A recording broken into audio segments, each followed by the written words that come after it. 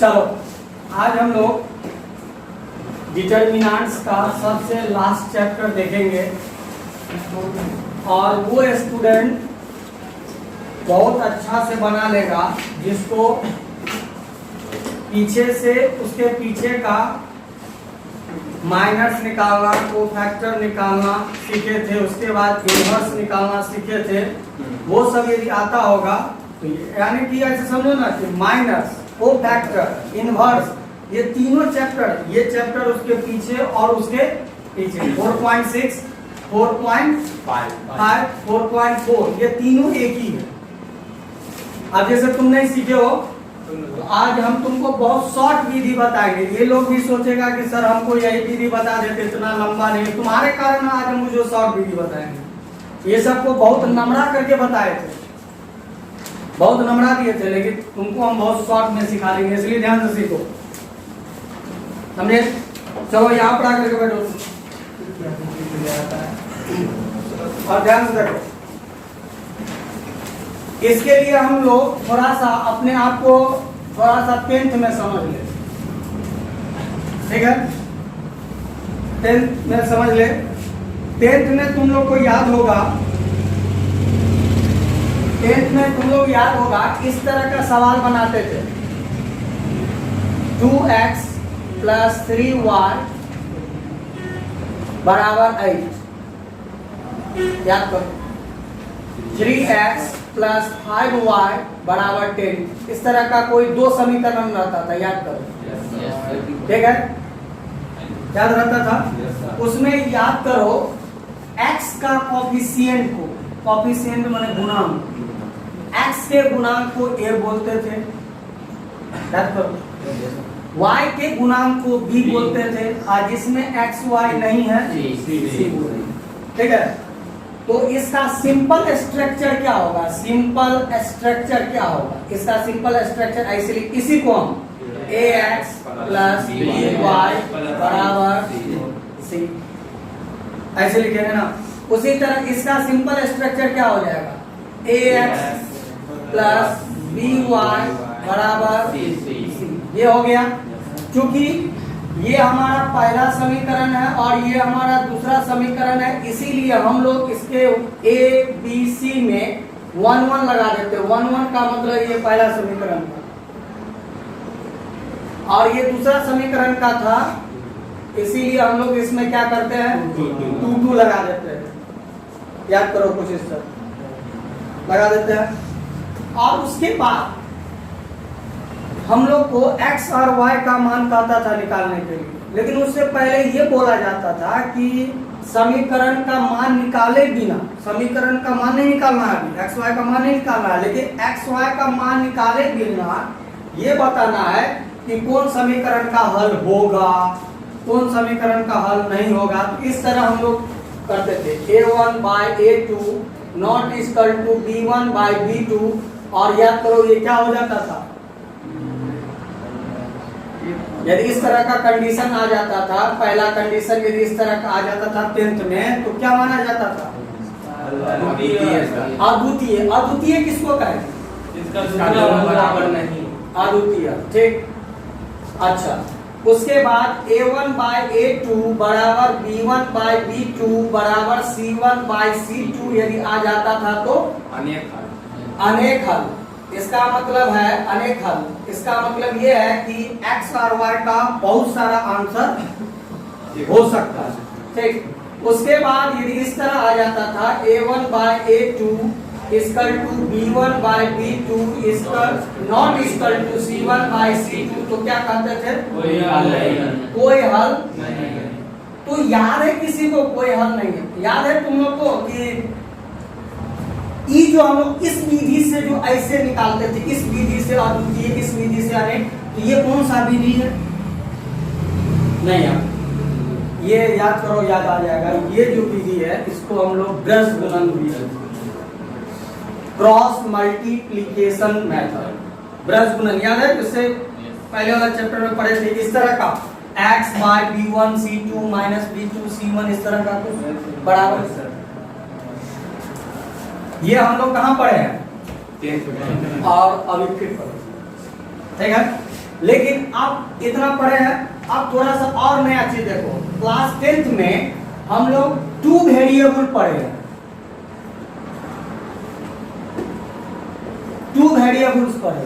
2 variables का मतलब है, वेरिएबल कहते हैं अंग्रेजी के लेटर।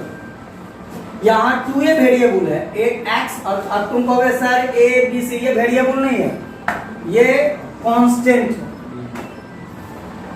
नहीं समझा? वेरिएबल क्या को ऐसे कौन को हाँ, तो इस तरह का हम लोग पढ़े ना, लीनियर इक्वेशन इन 2 वेरिएबल। हाँ, एक्स वाई का मान निकालते थे ना। तो आज हम लोग ये तो पढ़ेंगे ही, अभी ये तो पढ़ेंगे ही, लेकिन 3 वेरिएबल भी पढ़ेंगे। 3 वेरिएबल भी पढ़ेंगे। 3 वेरिएबल इस तरह का 2x plus 3y plus 9z बराबर 16, कुछ मान लो अपने मन से, ठीक है। और इसका 5x plus 2y plus 11z equal to 15, कुछ ले लीजिए। तो सेम इसी तरह यदि 2 वेरिएबल है तो ये वो a, ये b और ये c, और यदि 3 वेरिएबल है तो ये a, ये b, ये c और ये d। तो इसका सिंपल स्ट्रक्चर हम लोग क्या लिखेंगे, डायरेक्ट लिख देते हैं, पहला समीकरण दूसरा समीकरण, ठीक है। और याद रखना 3 वेरिएबल होगा तो 3 समीकरण होगा। चलो हम लोग अभी जो ये सब जो मान निकालेंगे ये बाय मैट्रिक्स मेथड से, समझ गए? बाय मैट्रिक्स मेथड से आप कैसे निकलेगा वो सब। सबसे पहले हम लोग ऐसा करते हैं, 2x2 का मैट्रिक्स यानी 2 वेरिएबल के लिए लेते हैं, छोटा के लिए लेते हैं, और फिर वो 3 वेरिएबल के लिए भी वही नियम लागू हो जाएगा। 3 वेरिएबल के लिए तो ध्यान से रखो। इसके लिए हम 2 समीकरण लो तो लिखते हैं, माना कि एक समीकरण नहीं 2x plus a1x plus b1y बराबर c1 है ना, इसको हम लोग d1 का मतलब याद रखना कांस्टेंट, नहीं समझा? d1 का मतलब कांस्टेंट। इसको हम लोग a2x प्लस b2y बराबर, इसको हम लोग इक्वेशन फर्स्ट मानते हैं, इसको हम लोग इक्वेशन सेकंड मानते हैं। इसमें समझ गए? किसी को दिक्कत? हर एक सवाल को इसी तरह बनाना, ध्यान से समझ जाओ, पूरा समझ जाओ।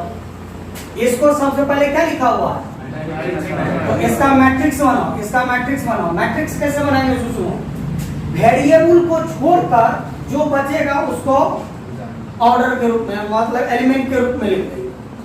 वेरिएबल को छोड़कर तो इसको ऐसे लिखेंगे, a1 b1 a2 b2, ये हो गया मैट्रिक्स। इनटू आप जो वेरिएबल को छोड़े हो उसको लिख दो, वेरिएबल को जो छोड़े हो ना उसको लिख दो। क्या वेरिएबल है? x y। यदि z रहता तो z, वेरिएबल को याद रखना, ठीक है। कॉलम में लिख दो, इस तरह लिख दिए, बराबर b1 b2। नहीं समझा? समझ गया? ये तो हम तुमको रूल बता रहे हैं, इसी कारण जब अंक पर आ जाएंगे और इसको याद रखना। इस पहला वाला मैट्रिक्स को ए मानना, जैसे नाम देते हो ना, इसको ए मानना, इनटू ये इसका मान निकालना है, इसको x मान लेना, ये इसका इसी का मान निकालना है, बराबर इसको b मान लेना। सब पहले वाले को a, जिसका मान निकालना है उसको x, और उधर जो अंक होगा उसको b। हो गया? अब हमको ये बताओ, यदि हम 4x बराबर 7 लिखते हैं तो x बराबर कितना? 7/4। ठीक है। सेम उसी तरह यहाँ पर देखो, a गुने x बराबर b है, इसीलिए x बराबर क्या? b बाय a ऊपर ले जाओ, a ऊपर ले जाओगे तो a इनवर्स b हो जाएगा। लेकिन हम लोग बट्टा कर लिया तब ऊपर नहीं ले जाएंगे, इनवर्स ऐसे नहीं लिखा जाता, लेकिन ऐसे ही जनरल समझ जाएंगे, ऐसे ही होता है, वैसे लिखा नहीं जाता। इसको ऐसे लिख सकते हैं x बराबर b बट्टा a, माने b बट्टा a हो गया, a को ऊपर ले जाएंगे, a इनवर्स इनटू बी। याद रखना ये हमारा मेन फॉर्मूला हो गया। इसी फॉर्मूला से पूरा सवाल कीजिए, पूरा सवाल इसी से कीजिए, ठीक है? इतना समझ गए? ये नया रूल हो गया। अरे ये समझे? Yes sir. समझे कि नहीं समझे? फिर से सुनो, वेरिएबल को छोड़कर इसमें एलिमेंट लिख लेना, जो वेरिएबल है उसको यहाँ लिख लेना, बराबर करके फिर बराबर के उस साइड जो है उसको, इसको a मानेंगे, इसको x मानेंगे, इसको b मानेंगे। ये रूल हो गया। अब हम लोग थोड़ा सा पीछे वाला चैप्टर में याद करो, चंदन इसका रूल पढ़े हैं, इसका रूल पढ़े हैं, a इनवर्स का रूल पढ़े, क्या होता है?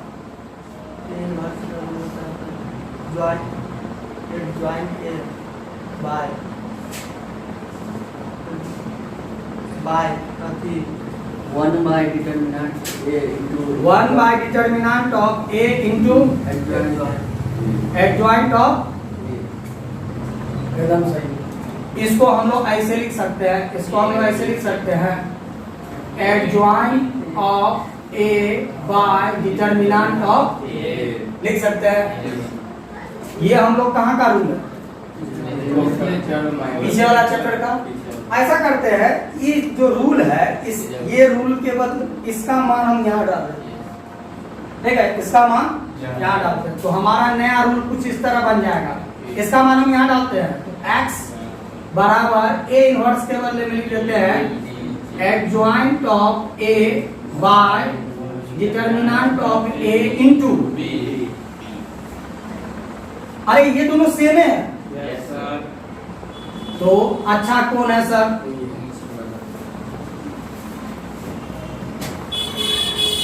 इतना समझ गए, ठीक है? इतना यदि हम लोग समझ गए तो अब दो चीज हम लोग जानेंगे। पहला जानेंगे क्या? बिना सॉल्व किए हुए ये बताना कि इस समीकरण को सॉल्व करने पर एक्स वाई का एक आंसर आएगा, या एक्स वाई का बहुत सारा आंसर आएगा, या एक्स वाई का आंसर नहीं आएगा। फिर सुनो, बिना सॉल्व किए हुए ये पता करना कि एक्स वाई का एक आंसर आएगा, एक आंसर को ये कहते हैं, अद्वितीय माने होता है दूसरा आंसर नहीं, या एक्स वाई का बहुत सारा आंसर आएगा तो ये हो, या फिर एक्स वाई का आंसर ही नहीं देगा बिना सॉल्व किए हुए। तो कैसे पता चलेगा बिना सॉल्व किए हुए? कैसे पता चलेगा बिना सॉल्व किए हुए? तो ध्यान से देखो, बिना सॉल्व किए हुए कैसे पता चलेगा? इसके लिए तुम लोग को बता दे, हम लोग 3 केस पढ़ेंगे, 3 केस पढ़ेंगे, समझ गए? कितना केस पढ़ेंगे? 3 केस। अरे 3 तो केस है ना, 3 केस। ये वैसा पीडी है जिसमें बिना सॉल्व किए हुए समझ जाएंगे कि इसका आंसर होगा या 3 केस पढ़ेंगे, ठीक है? पहला केस, ये जो तुम्हारा जो A है, अरे समझे ना, ये जो तुम्हारा A है, इसका हम लोग डिटरमिनेंट निकालेंगे, इसका डिटरमिनेंट निकालेंगे। ध्यान से देखो, इसका डिटरमिनेंट निकालेंगे, और डिटरमिनेंट निकालने पर यदि वो 0 के बराबर नहीं आया, कुछ और आ गया, माइनस आ गया, प्लस आ गया, कोई मतलब नहीं है, डिटरमिनेंट निकालेंगे मैट्रिक्स में। यदि हम इसका डिटरमिनेंट निकाले, ये 2/2 है, ठीक है? इसका डिटरमिनेंट निकाले और 0 नहीं आया, यानी कि determinant of A not equal to 0, 0 नहीं आया, तो हम मानेंगे क्या? इस समीकरण का यानी हल होगा, ठीक है? और हल होगा उसको कंसिस्टेंसी बोला जाता है। हल होगा उसको क्या बोलते हैं? देखो, दो हल है, यहाँ पर भी हल है और यहाँ पर भी हल है, इसको भी कंसिस्टेंसी बोलेंगे और इसको भी कंसिस्टेंसी बोलेंगे, दोनों को कंसिस्टेंसी बोलेंगे। ठीक है, लेकिन इसको कंसिस्टेंसी में यूनिक सॉल्यूशन बोलते हैं। यूनिक माने होता है वन सॉल्यूशन, यूनिक माने वन सॉल्यूशन। तो हम बोलेंगे दिस सॉल्यूशन इज कंसिस्टेंसी, ठीक है, दिस सॉल्यूशन इज कंसिस्टेंसी। हाँ, अर्थात यानी इसमें कंसिस्टेंसी का अर्थ हो जाता है कि दोनों अद्वितीय भी और अनेक। लेकिन इस कंडीशन में याद रखना, अर्थात ये समझ जाओ this solution is unique, unique solution. इसका मतलब है यदि जीरो नहीं आकर के कुछ भी आ जाए तो समझ जाना कि इसमें x और y का एक ही आंसर। यदि हमारा x का मान 4 आया, तुमको यदि x का मान 3 आ गया, तो या तो हमारा गलत है या तो तुम्हारा है, दोनों में से किसी न किसी एक का गलत है, क्योंकि एक ही आंसर है। लेकिन कब देगा? जब डिटरमिनेंट ऑफ a निकालेंगे, यानी ये नहीं निकालेंगे, ये तो हम पहले बता रहे हैं, ये तो तुम्हारा कौन सा मेथड है? कौन सा मेथड? हाँ, तो इस विधि से तो निकालना नहीं है, कौन सा विधि से निकालना है? मैट्रिक्स तो बनाए हुए हैं, तो मैट्रिक्स में डिटरमिनेंट निकालेंगे और यदि जीरो नहीं आया तो हम समझेंगे वो यूनिक सॉल्यूशन। इतना समझ गए? चलो दूसरा केस जान, केस सेकंड ये जान लो कि यदि हम डिटरमिनेंट निकाले और यदि वो जीरो आ गया, तुम देखो ना भट्टा में जीरो आ गया, नीचे ही जीरो हो गया, नहीं सर जीरो ही हो गया, नीचे ही भी जीरो हो गया, तब हमको एक और मान निकालना, यदि ये जीरो हो गया तो हमको एडजॉइंट का मान निकालना, ठीक है, एडजॉइंट का मान। तो एंड यहाँ लिखते हैं एडजॉइंट ऑफ ए निकाले, और यदि ये जीरो नहीं आया, देखो यदि ये जीरो नहीं है तो कैसी का मान निकालेंगे, किसी का, लेकिन ये जीरो आ गया ना, तब एक और मान निकालना। हाँ, नहीं आया तो कोई बात नहीं, इससे आगे कुछ नहीं, लिख देंगे यूनिक सॉल्यूशन। डिटरमिनेंट ए निकाले, जीरो नहीं आया, यूनिक सॉल्यूशन हो गया। लेकिन जीरो आ गया ना, तो एक और मान निकालना पड़ेगा, जीरो आ गया तो एक और मान निकालना पड़ेगा। यदि ये जीरो नहीं आया तो हम कहेंगे इसका नो सॉल्यूशन, कोई सॉल्यूशन नहीं होगा, उसको हम लोग क्या बोलेंगे? No solution. इसको हटा दें, इसको हम लोग कहेंगे नो सॉल्यूशन, यानी कि इसका सॉल्यूशन नहीं होगा। अर्थात ये समझो, ऐसे लिखते हैं this solution is in consistency, अर्थात हल नहीं होगा। इसमें बोल रहा हल है, इसमें बोलता है हल नहीं है, अर्थात this solution is no solution, यानी इसका हल नहीं है। नहीं समझा? लेकिन एक और कंडीशन कि सर हम यदि डिटरमिनेंट ऑफ ए निकाले और वो जीरो आ गया, तब तो हम ये जानते हैं कि एक और निकालना पड़ेगा। यदि जीरो आ गया तब तो एक और निकालना पड़ेगा, और इसका मान ये भी जीरो आ गया, तब क्या हो? तब फिर ये कंसिस्टेंसी, लेकिन मिनी सॉल्यूशन बहुत सारा भूल आ गया। तो आप लिखेंगे दिस सॉल्यूशन इज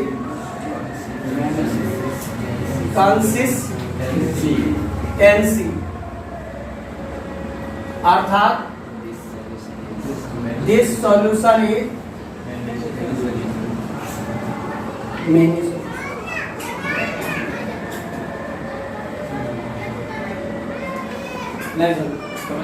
आप कहोगे सर ये तो समझ गए, लेकिन एक दो एग्जाम्पल दिखा देते तो अच्छा होता।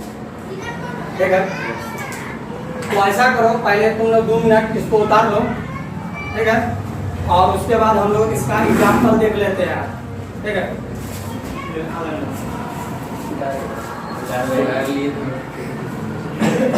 भैया सब 2 मिनट बाद 2 मिनट बाद लाइट आ गई हो गया खराब भी तो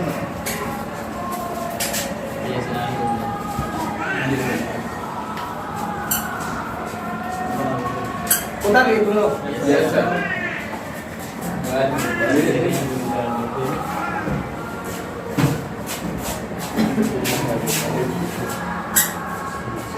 इसको याद रखना इसको।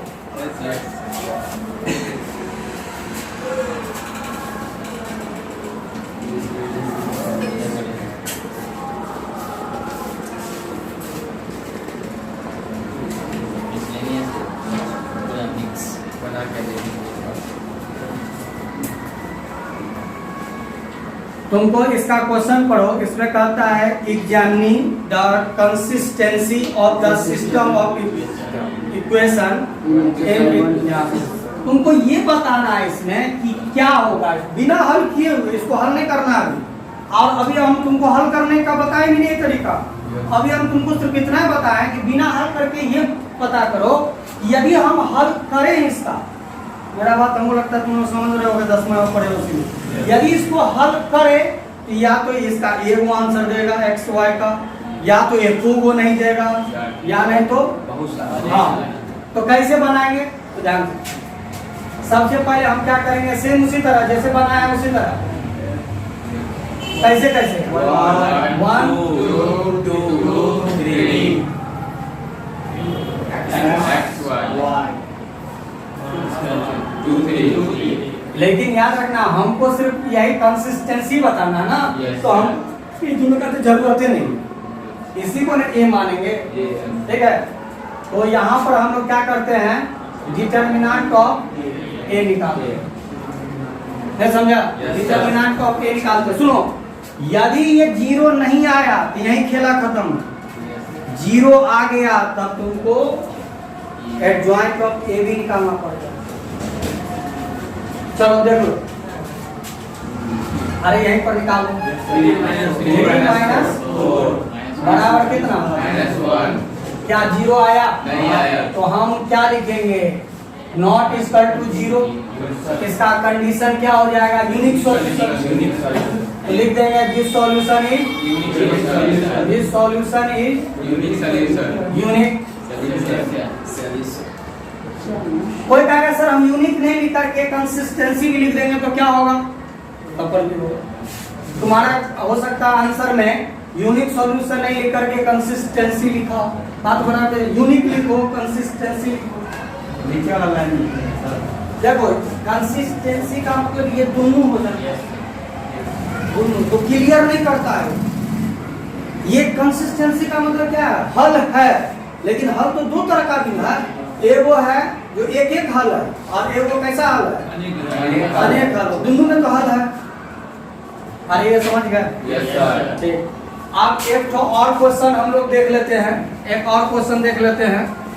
देखो 6 नंबर देखो, 6 नंबर याद रखना। 2x2 मैट्रिक्स के तर्ज पर ही हम लोग 3x3 अभी तो बताए थे ना 2x2। तो ये नहीं समझना कि 3x3 के लिए सर अलग थ्योरी होगा, सुनिए सेम है।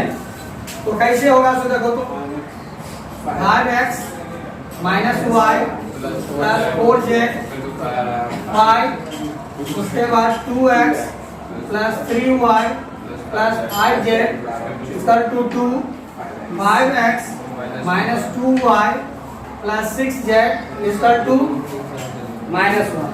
ठीक, अब देखो यहाँ पर हम बना देते हैं। यहाँ पर ऐसा करो, तुमको ये निकालने के लिए पूरा काहे के लिए इतना लिखेंगे, तुमको खाली डिटरमिनेंट ए ना निकालना है, तो हम ए का बना लेते हैं। नहीं समझे, सिर्फ ए का बना लेते हैं। देखो 5 माइनस 1 4 2 3 5 5 माइनस 2 6 इतना हो गया। एग्जाम में पूछेगा तो पूरा बनाना पड़ेगा। नहीं, एग्जामिनेशन पूछेगा तो तुमको लिखना होगा। वही तो हम नहीं लिखते, तो पूरा लिख देंगे, नहीं सर कुछ लिख के बाद। लेकिन तुमको इतना का जरूरत है इसलिए हम इतना लिख दूं। अब तुम क्या करोगे? डिटर्मिनेंट ऑफ ए निकालो, निकालोगे ना? Yes. निकाल लो। 5 18 प्लस ये +1 हो गया, यस सर 12 माइनस 25 चलो प्लस 4 तो कितना हो गया? -4 माइनस 15 तो ये हो जाएगा कितना? 28 28 को 28 5 गुने 28 लिख दो, 1 गुने कितना? 13 प्लस 4 गुने कितना? तो 8 पंचे 10 माइनस 13, ठीक है। ये कितना?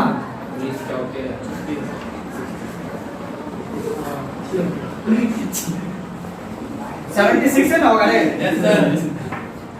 140 माइनस घटाओ 9 8 कितना हो गया? 1 और ये कितना? 13 8 5 13 51 हुआ ना? तो क्या डिटर्मिनेंट ऑफ ए 0 आया है? नहीं आया है। तो लिख देंगे यूनिक सॉल्यूशन।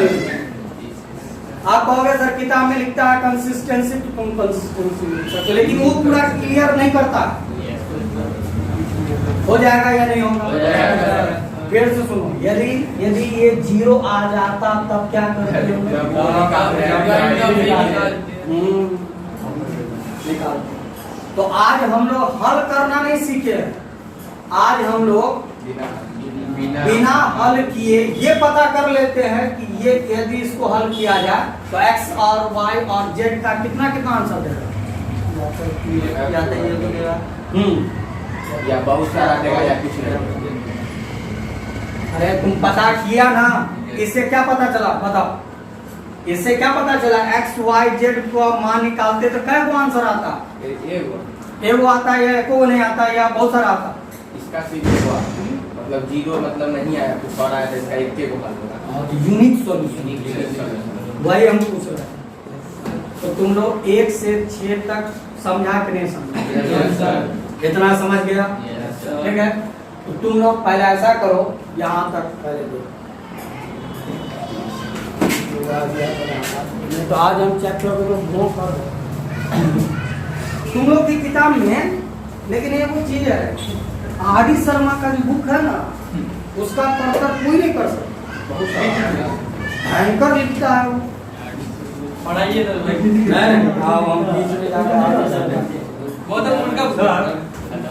देखो ये जो है ना, कहीं तुम खोजोगे इसमें, हाँ लेकिन दिया हुआ है तीनों केस दिया हुआ। पहले ये निकाला 0 आया तो एडजॉइंट ऑफ बी भी निकाला, ये भी निकाला।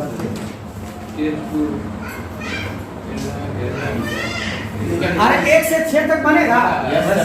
इसको हट जाओगे तुम लोग और भूल जाओ। ठीक है सर।